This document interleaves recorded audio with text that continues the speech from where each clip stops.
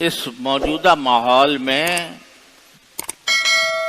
اسلام دشمنوں کی سازشیں طرح طرح سے ہمارے ملک پر وار کرنا چاہتی ہیں اور ہمارے ملک کے اندر سرگرم ہیں، اور راستہ ان کا یہ ہے کہ ایک جذباتی نعرہ دے دیا جاتا ہے کسی گروہ کو۔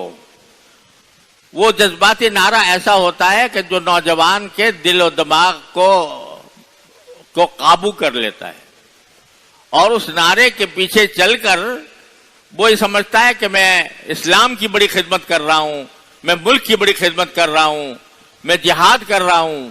یہ تصور اس کے دل میں پیدا کر دیا جاتا ہے، اور اس کے نتیجے میں جب مختلف گروہ ہو جاتے ہیں تو ان کو باہم ایک دوسرے سے لڑا دیا جاتا ہے۔ ابھی آپ نے دیکھا ہوگا کہ فوج کا ایک ہیلی کاپٹر گرا اور اس میں چند فوجی افسر اس میں شہید ہوئے۔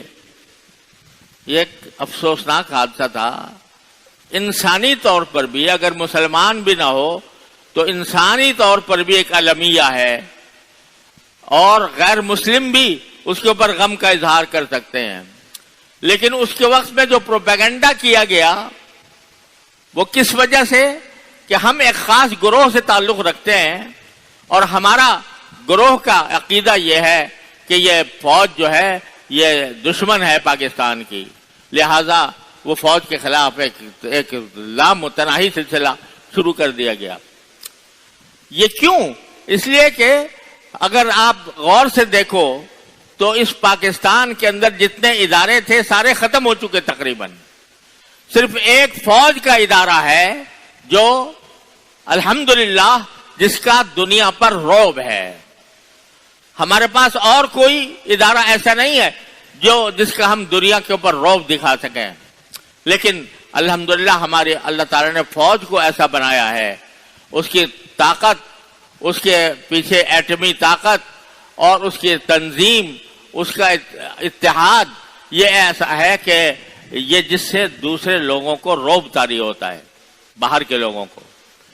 لیکن یہ چاہ رہے ہیں کہ اس رعب کو بھی ختم کیا جائے، اور اس کے درمیان کے اندر بھی نفرتوں کے دیواریں کھڑی کر دی جائیں۔ یہ ساری سازشیں ہو رہی ہیں پاکستان کے خلاف۔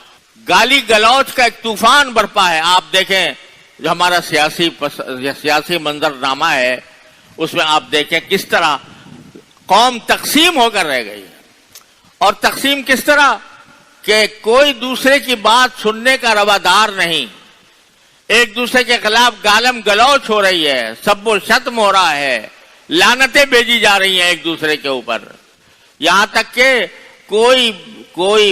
کوئی بھی شخص جو کسی دوسرے گروہ سے تعلق رکھتا ہو اس کی جان، مال، آبرو محفوظ نہیں ہے۔